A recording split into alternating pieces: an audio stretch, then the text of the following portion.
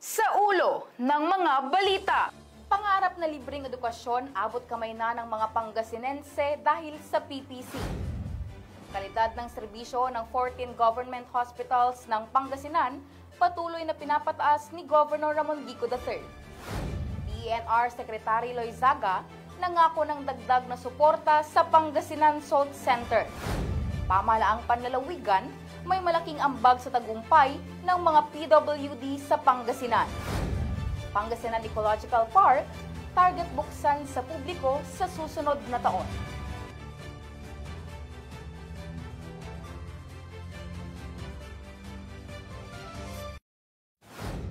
Naimbag nga aldaw, masantos si Agaw Pangasinan.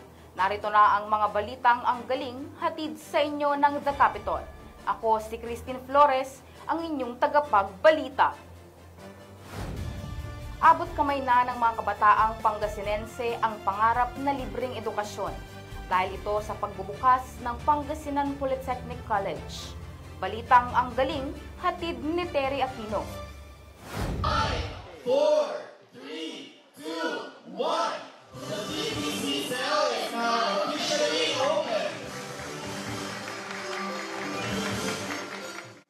Ang seremonyang ito ang hudyat ng pagbubukas ng Pangasinan Polytechnic College Center for Lifelong Learning o PPCL sa Narciso Ramos Sports and Civic Center, Lingayen. Katumbas nito'y katuparan ng pangarap para sa lalawigan, para sa mga magulang at mga mag-aaral.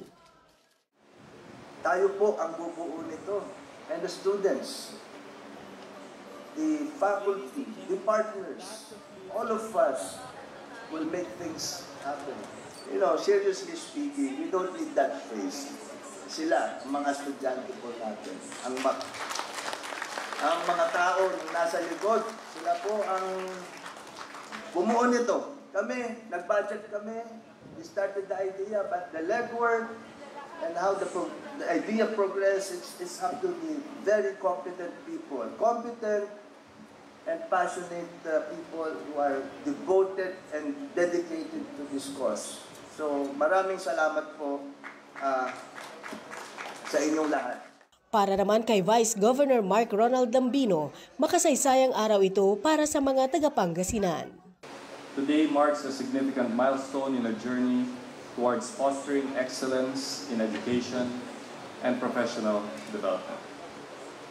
This embodies our commitment to providing our fellow Pangasinenses with innovative learning environments equipped with the latest technologies and resources.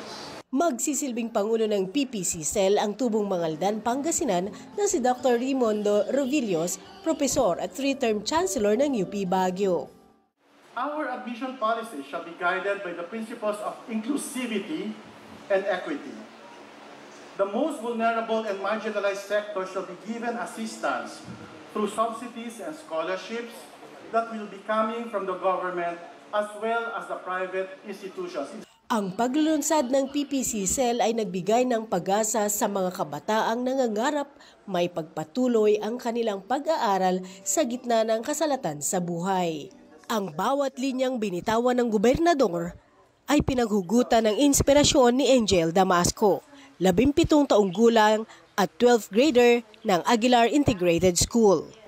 Dating OFW ang kanyang ina, pero naging biktima ng pagmamaltrato kung kaya't umuwi ng Pilipinas. Lumabo ang pag-asa ni Angel na maipagpatuloy ang kanyang pag-aaral dahil kulang ang kita ng ama sa pa-extra-extrang trabaho bilang welder. Gusto ko rin po na hindi lang pamilya ko or hindi lang sarili ko yung natutulungan ko. Gusto ko maiba din para mas gumaan yung pakiramdam ko. Kasi yung kita lang naman ng asawa ko, maliit lang. Bili namin ng bigas, bahal ng kuryente, kulang pa. Kaya hindi ko alam kung saan kami kukuha pag ano. Sana nga makapasok siya para bawas na rin sa ano namin.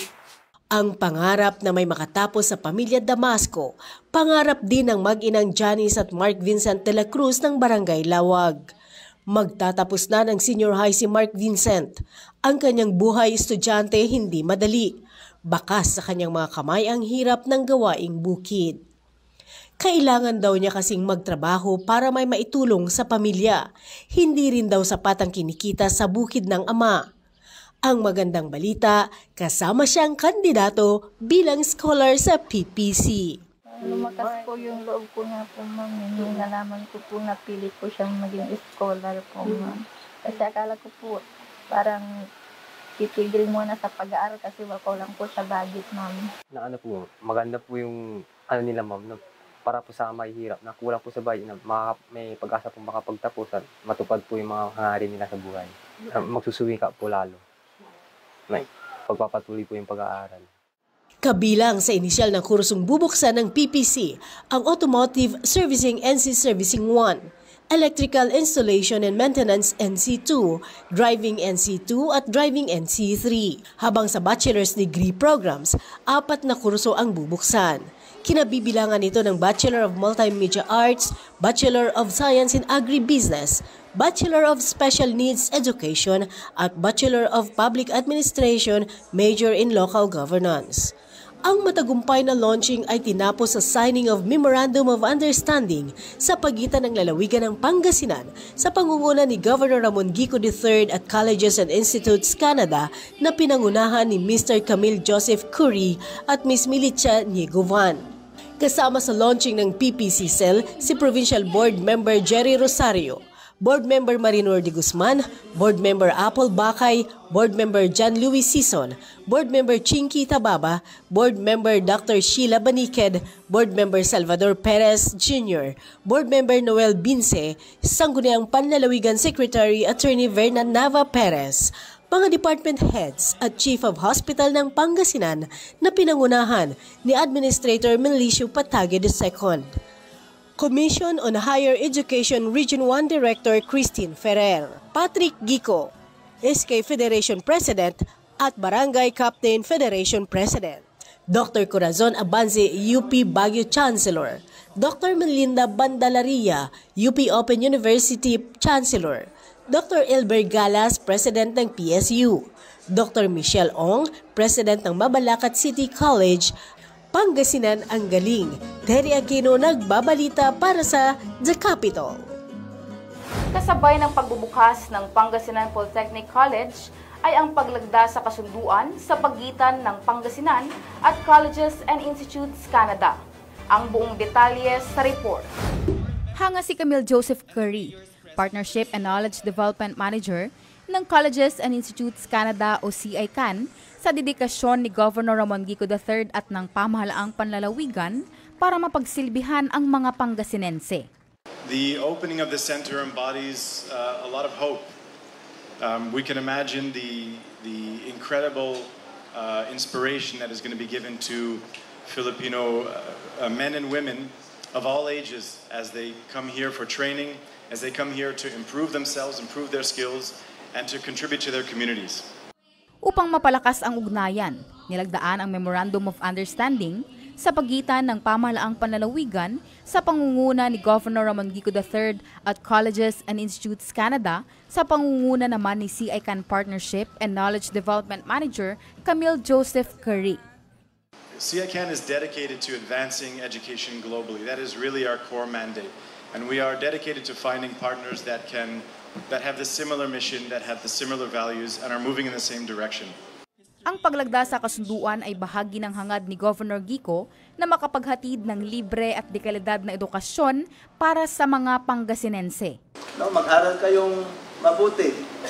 Ito po ang tanging at ang pinaka-importanting pamana po ng ating lalawigan sa ating mga kabataan. Handa namang makiisa ang Colleges and Institutes Canada. And I look forward to working together with President RR and others, bringing in our members' expertise to develop curriculum, train teachers, support the work done with Indigenous communities, and as well institutional capacity building, an important part of any institution as it develops over time. Dahil sa nalagdaang MOU, ang CICAN at pamahalaang panlalawigan ay magtutulungan sa pagdisenyo at pagbuo ng mga programa, pagsasanay sa mga guro, pagbalangkas ng mga praktikal na pamamaraan upang makapaghatid ang PPC ng dekalidad na edukasyon sa mga Pangasinense Nagpasalamat si Governor Ramon Gico III sa personal na pagbisita ng mga delegado ng Colleges and Institutes Canada upang masaksihan ang opisyal na pagbubukas ng PPC. Patuloy na pinapataas ni Governor Ramon Gico III ang kalidad ng serbisyo ng 14 na ospital na pinangangasiwaan ng pamahalaang panlalawigan ng Pangasinan. Magbabalik sa report si Terry Aquino. Depende sa request from head to all body. Malaking tulong para sa mga pasyenteng Pangasinense ang mga bagong biling gamit para sa mga ospital na nasa pamamahala ng lalawigan. Ang Pangasinan Provincial Hospital sa Bulingit, San Carlos City nitong Pebrero 4 tumanggap ng karagdagang 5 ultrasound at 3 x-ray machine na agad nilang nagagamit. Dahil mobile x-ray machine na ito, hindi na kailangang pumunta at pumila pa sa x-ray room ang pasyente. Ito na mismo ang dinadala sa mga pasyente para isagawa ang x-ray. Nagpapasalamat po ako ng malaki sa tulong na binigay ni Governor Gico. Especially so kasi ang aking department, which is the radiology department, ang nabiyayaan po.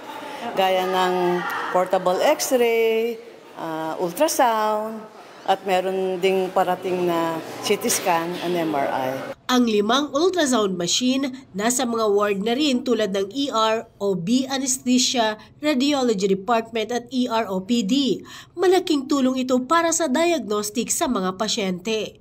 Makakatulong din ang mga bagong ultrasound machine sa target na pag-angat ng PPH mula level 2 sa level 3. Nais ding maging training center hospital ang PPH. Aabot ng 250 ang bed capacity ng Pangasinan Provincial Hospital. Sa Lingayen District Hospital, kakatapos lamang i-install ang stationary x-ray machine. Ang 2 mobile x-ray machine ginagamit na din sa mga pasyente. Nagkaloob ang lalawigan sa LDH ng 3 x-ray machine, 3 ultrasound at 1 CT scan. Ito po yung malaking tulong sa aming ospital. Unang-una ho, yung una namin dito, isang maliit lang na refurbished na mobile na x-ray, yun ang ginagamit namin. Pero ngayon may dumating na po. Sa kasalukuyan, ang Lingayen District Hospital ay mayroong 75 hanggang 100 na bed capacity. Inaasahang sa lalong madaling panahon ay mag-uumpisa na ang operasyon ng dialysis center at stroke rehab center nito. Maliban po doon, nagtayo tayo ng magandang CT scan. At meron na rin kaming specialista rito na neurologist ngayon sa LDH para makatulong sa mga pasyente natin. Pangarap ding maging level 2 ang LDH. Pangasinan ang galing. Terry Aquino nagbabalita para sa The Capital. Sa kaugnay na balita, hindi tumitigil si Governor Ramon Gico III para matuldukan na ang napakahabang pila sa emergency room at outpatient department sa 14 na ospital na pinangangasiwaan ng pamahalaang panlalawigan. Yan di ba pang kwento hatid ni Rich Mahid. Upang matugunan ang mahabang pila sa mga outpatient department at emergency room sa bawat ospital ng Pangasinan, nagsagawa ang pamahalaang panlalawigan ng mass hiring of hospital employees sa Capitol Compound. Umabot na sa 185 individuals ang natanggap bilang mga bagong empleyado. Kinabibilangan nito ng 44 na doktor, 99 na nurse, 10 na pharmacist, 6 na midwife, 5 na radiology technician, 19 medical technician at 2 dietitian. Itatalaga sila sa 14 na pampublikong ospital sa Pangasinan. Pinangasiwaan ang mass hiring ni Provincial Administrator Melicio Patague II, kasama niya sina Provincial Legal Officer Attorney Baby Ruth Torre, Provincial Accountant Attorney Marlon C. Operanya, Provincial Hospital Management System Office, Provincial Health Office at Provincial Human Resource Management and Development Office. Ipinasakamay ng External Affairs ng Team Swal Corporation at Team Energy Foundation Incorporation sa pamahalaang panlalawigan ng Pangasinan ang 6 na Toyota Hilux FX. Ang donasyon ay parte ng Stakeholder Engagement Program ng External Affairs ng Team Swal Corporation at Team Energy Foundation Incorporation. Lubos ang pasasalamat ng pamahalaang panlalawigan sa natanggap na donasyon. Sumailalim naman ngayong araw sa Technical Report Writing Seminar ang 85 empleyado ng pamahalaang panlalawigan at mga ospital sa Training Hall Peso Building dito sa Lingayen. Nagsilbing lecturer si Dr. Richard Dizon, ang Project Evaluation Officer ng Provincial Governor's Office. Sa unang araw, tinalakay niya ang mga konsepto ng technical writing, pamamaraan, at proseso kung paano magsulat ng mas epektibo na ayon sa mga tungkulin ng administratibo, gaya na lamang ng paghahanda ng travel orders at minutes of the meeting. Isa rin sa mga layunin ng seminar ay ang maihanda ang mga empleyado sa paggamit ng digital applications na makatutulong upang mas mapabilis ang trabaho. Ang lecture ay inorganisa ng Provincial Learning and Development Team. Pangasinan ang galing. Rich Mahin, nagbabalita para sa The Capitol. Susunod, DENR Secretary Loizaga nangako ng dagdag na suporta sa salt farm ng Pangasinan.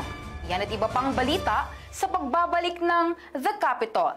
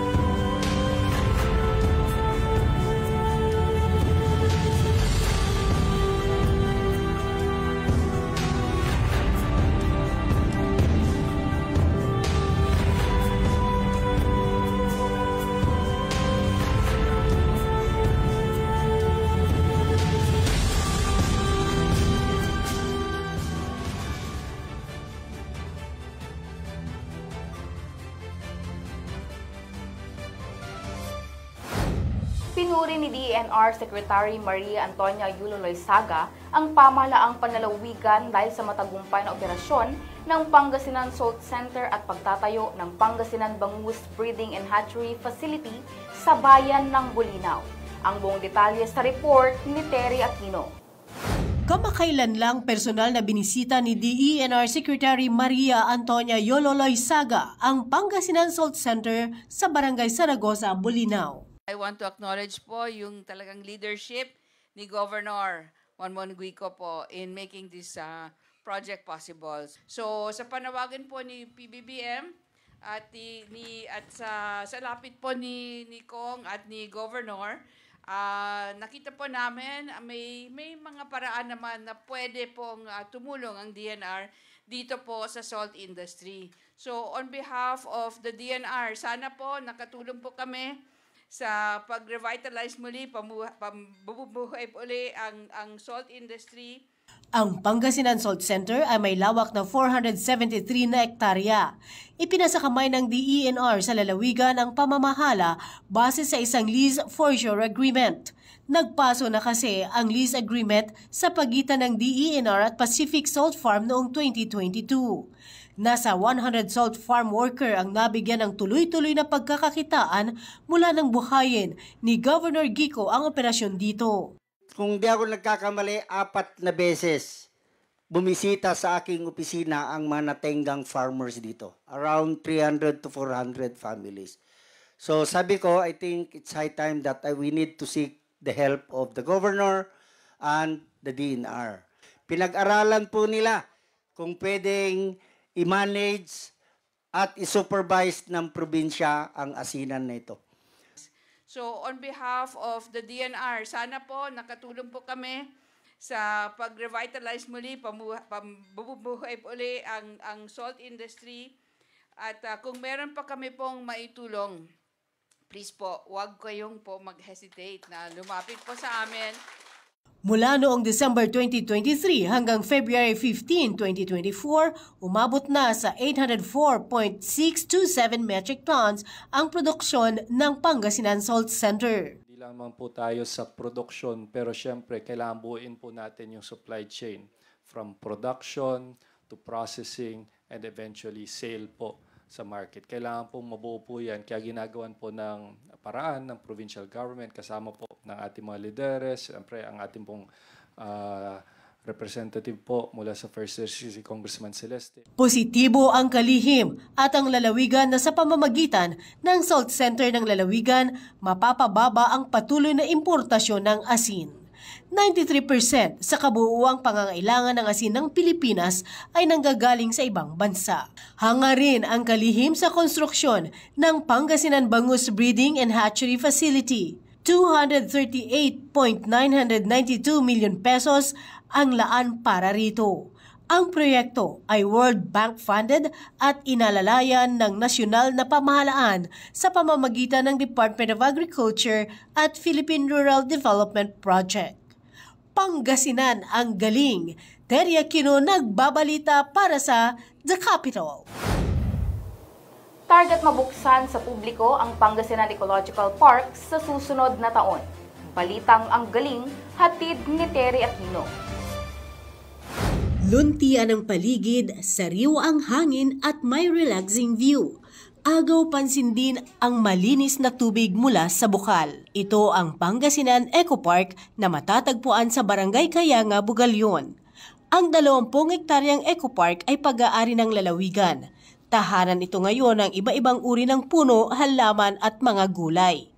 Nang makita ni Governor Ramon Guico III ang potensyal ng lugar bilang tourism destination, agad niyang ipinag-utos na umpisahan ang pagsasaayos. Si retired Police Colonel Pat Ordonia ang naatasang project manager. Ito ay part and parcel ng Green Canopy program ni Gob. Pero ang kwan nitong Eco Park na ito, para mayroong lugar na pupuntahan ang ating mga kabataan na educational, hindi yung mag-field trip sila sa mall.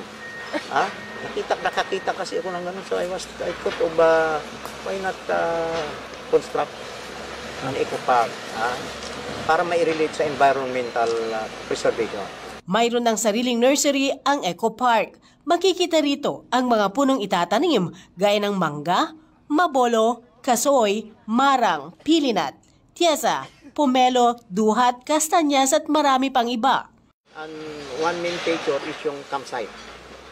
Pwedeng mag-camping ang ating kahit yung Girl Scout, Boy Scout natin later on, pwede na rito. Once ma-develop na yung daan, yung infrastructure like si Wilitan Bat, mayroon na. Camping naman, nakatent lang yan. Mayroon ding nakalaang lugar para sa iba-ibang klase ng kawayan at munting gulayan. Ang view deck, tanaw ang nakapaligid na bundok na siyang planong gawing bike lane at ilang extreme adventures gaya ng zipline. Target buksan sa publiko ang ecological park sa susunod na taon. Inaasahang isa ito sa mga ipagmamalaking destinasyon sa Pangasinan. Pangasinan ang galing, Terry Aquino nagbabalita para sa The Capital. Suportado naman ng Burgos, Pangasinan ang Green Canopy Project. May kwento si Rich Mahin.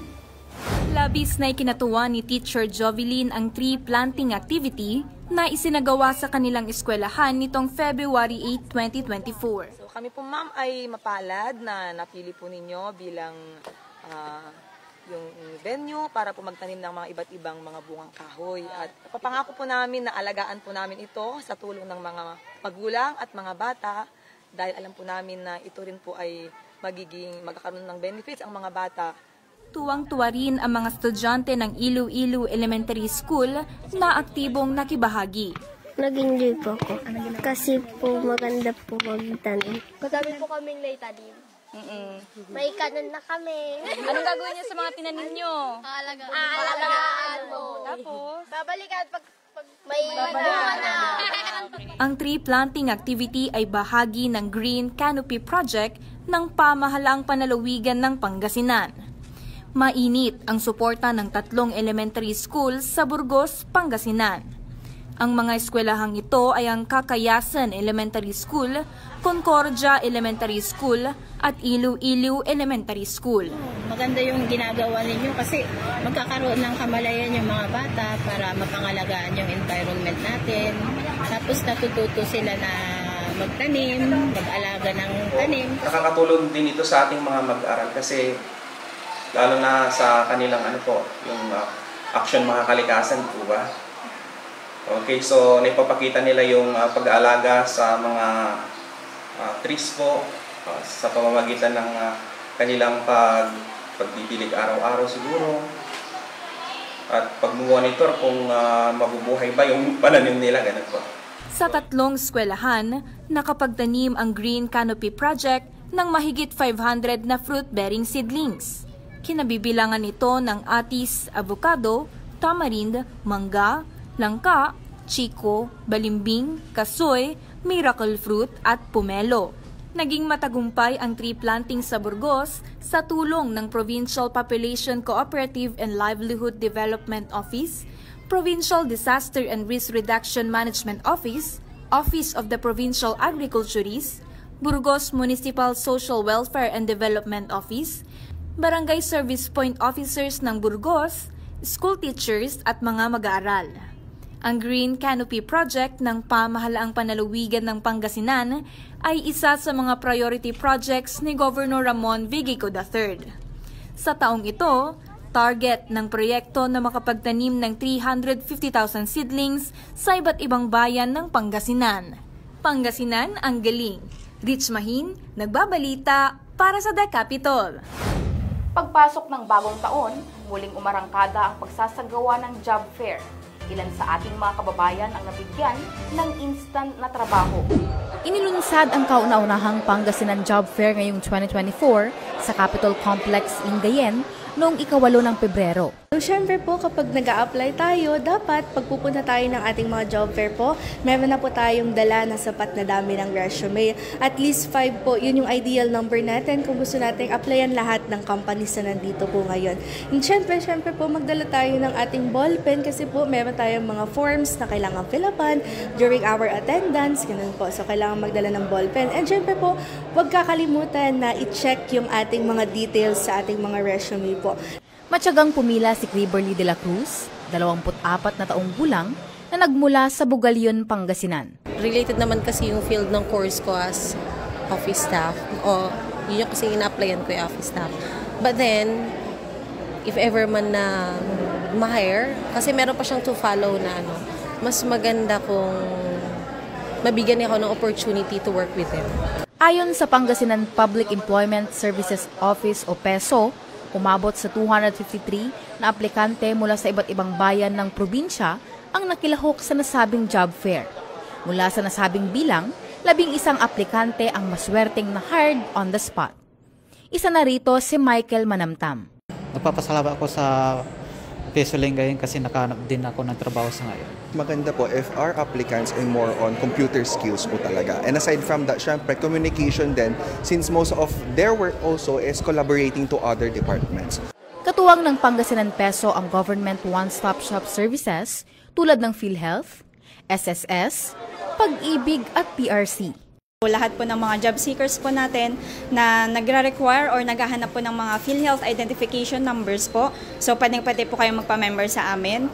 And then, meron din po tayong updating ng member records. So, yung mga previous or dati na po existing members na po ng PhilHealth, kung gusto nyo pong magpa-update ng inyong records, kunwari may idadagdag kayong dependents or change of information, pwede po kayong lumapit sa amin para magpa-update ng records. Base sa tala ng Pangasinan PESO, taong 2023, pumalo sa 50 job placement activities at umabot sa 3,340 ang placement applicants. Inaasahan pang lalaki ang bilang ng mga aplikante sa mga susunod pang job fair caravan ng Pamahalaang Panlalawigan. Pamahalaang Panlalawigan ng Pangasinan may malaking ambag sa tagumpay ng mga PWD. Yan at iba pang balita sa pagbabalik ng The Capitol.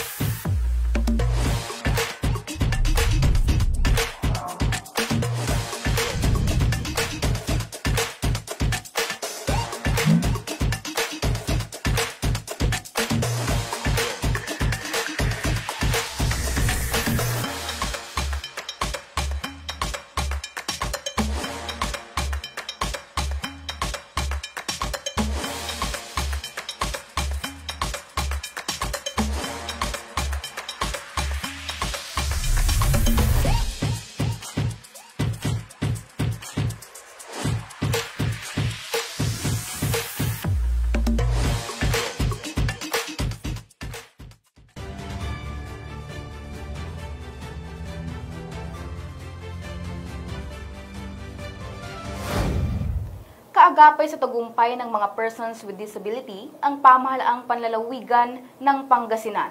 Narito ang report. Isinilang mang walang braso at kamay, determinado si Dave na abutin ang pangarap. Katunayan, isa siya sa mga nanalo sa Global IT Challenge for Youth with Disabilities na ginanap sa UAE noong nakaraang taon. Super proud po na makasama sa international at makapunta sa ibang bansa. Nag-training po ako ng mabuti para makasali po sa kanito. Malaki ang pagpapahalaga ni Governor Ramon Gico III sa mga katulad ni Dave. Layunin po natin na makuha po lahat ng datos through the Philippine Registry for Persons with Disability na system na ngayon ay kasalukuyan ay ginagamit na po ng lahat ng munisipyo ng Pangasinan. So, pag naabot kasi natin lahat yun o nakuha natin lahat ng datos, makikita din po natin doon kung ano yung mga pangangailangan nila ng mga assistive devices at iba pa. Isa sa mga natulungan si Tatay Roger. Malaking ginhawa ang dulot sa kanya nang natanggap niyang wheelchair. Pag gising ko sa umaga, papasira ko sa labas yung ginagamit ko. Yan para makaiwas sa stress. Noong nakaraang taon, 169 units ng wheelchairs, walkers, crutches ang naibigay sa PWDs ng probinsya. Katuwang ang Kapampangan Development Cooperative Incorporated, 73 ang nabigyan ng prosthesis. Umabot sa 252 ang nabigyan ng pinansyal na tulong. Bukod dito, 60 na may problema sa pandinig ang sumailalim sa hearing assessment, katuwang ang Perdis Enterprises. Pangasinan, ang galing. Christine Flores nagbabalita para sa The Capital. Sa gitna ng paghihirap, hinatiran ng tulong ang mga nasunugan sa bayan ng Lingayen, Bugalion at Malasiki. May kwento si Terry Aquino. Labis ang lungkot ni Valerie Manuel na abukasi ang bahay na naipundar ng mga magulang. Sa amin talaga, ma'am, wala pa. Wala pa talaga yung naiiwan, ma'am, na ano. Lahat po ng damit, wala. Ubus po, ubus. Isa ang kanyang pamilya na nadamay mawala ng tirahan nang masunugan ng bahay ang 15 pamilya sa bahagi ng Pimoran Street, Lingayen, pasado alas 4 noong 12 ng Pebrero. Lahat sila ay pansamantalang naninirahan sa evacuation center ng Lingayen. Nag-ugat umano ang sunog sa baga mula sa kalan matapos magluto ng adobo ang kapitbahay sa looban. Mabilis kumalat ang apoy dahil malakas ang hangin at yari sa light material ang kanilang mga bahay. Hindi pa matantya ng BFP kung magkano ang halaga ng pinsala ng sunog. Para may pambili ng ilang kailangan, kanya-kanyang hukay ang mga nasunugan sa mga naabong appliances at mga bakal para ibenta sa junk shop. Agad namang tumugon ang lalawigan ng Pangasinan sa agarang pangangailangan ng mga nasunugan. Kasama si 2nd District Board Member Philip Theodore Cruz, hinatira ng Provincial Social Welfare and Development Office sa pakikipagtulungan ng First Spouses League of Pangasinan sa pangunguna ni Ginang Maantuason Gico ng mga food packs, bigas, hygiene kits, solar lamps at pasta package ang mga nawalan ng tirahan, habang personal na binigyan ng tig 1,000 piso ni Board Member Cruz ang bawat pamilya. Andito po ang team ng probinsya ng Pangasinan sa pangunguna po ng ating Governor Ramon Gico III Gico. Kaya gusto po namin, nila Governor, nila Vice Governor, at ako po, Board Member Philip Cruz, na makatulong po sa mga nasunugan. Dahil lahat po ng nasusunugan, pinupuntahan po namin, binibigyan po namin ng agarang action po ang probinsya. Yun po ang gusto ng ating governor at ng kanyang asawa. Kaya nandito po kami para tumulong po sa inyo. Walang naitalang nasaktan sa sunog. Kasabay nito, tinungo ng grupo ang Barangay Lagit Padilla, Bugalion. 2 pamilya rito ang nawalan ng matutuluyan matapos tupukin ng apoy ang bahay. Nag-ugat ang sunog sa nasilabang kurtina ng sandaling iwan ng may-ari ang nilulutong noodles. Ang ilang taong bahay na pinag-ipunan upang maipundar ng mga nasunugan, nauwi lamang sa uling sa loob lamang ng ilang minuto. Pati gamit wala na rin silang naisalba. Sa Barangay Butaw, Malasiki, muntik matupok ang buong bahay ni Liza Cerezo matapos iwan ang nakasalang sa kalan na mantika para sa ipipritong itlog. Nagliyab at mabilis na kumalat ang apoy. Katuwang si 3rd District Political Consultant Mark Macanlalay at Councilor Dang Mamaril, hinatira ng lalawigan ng tulong ang nasunugan sa pagkikiisa ng First Spouses League of Pangasinan. Nagbigay rin ng personal na tulong si Councilor Mamaril. Ang mga nasunugan, emosyonal na nagpasalamat sa lalawigan at sa First Spouses League of Pangasinan. Thank you po, maraming salamat po kay Governor Gico po, kay Vice Gov po Lambino, tapos kay Board Member Philip po, tapos kay na rin po kay Mamaan po. Maraming salamat po sa inyo. Lubos po ako nagpapasalamat kay Governor at kay Mama po, tas kay BM Pili po. Nagbigay po sila ng kunting tulong po na yung bigas, tas mga goods po. At maraming salamat po sa inyo kasi nandyan po kayo para tulungan po yung pamilya po namin, tas nasunog po. Ang masasabi ko lang po, lahat ng tumulong sa amin, maraming salamat. Lahat po sa inyo. Thank you po. Pinoproseso na rin ng Provincial Social Welfare Office ang mga requirement ng mga nasunugan para sa pinansyal na tulong. Pangasinan ang galing, Terry Aquino nagbabalita para sa The Capital. At yan, ang mga balitang ang galing, hatid sa inyo ng The Capital. Maraming salamat sa inyong walang sawang pagsubaybay. Sa ngalan ng buong puwersa ng Pangasinan Information and Media Relations Office at Provincial Government of Pangasinan. Ako si Christine Flores. Masantos Sia Agro. Pangasinan, ang galing.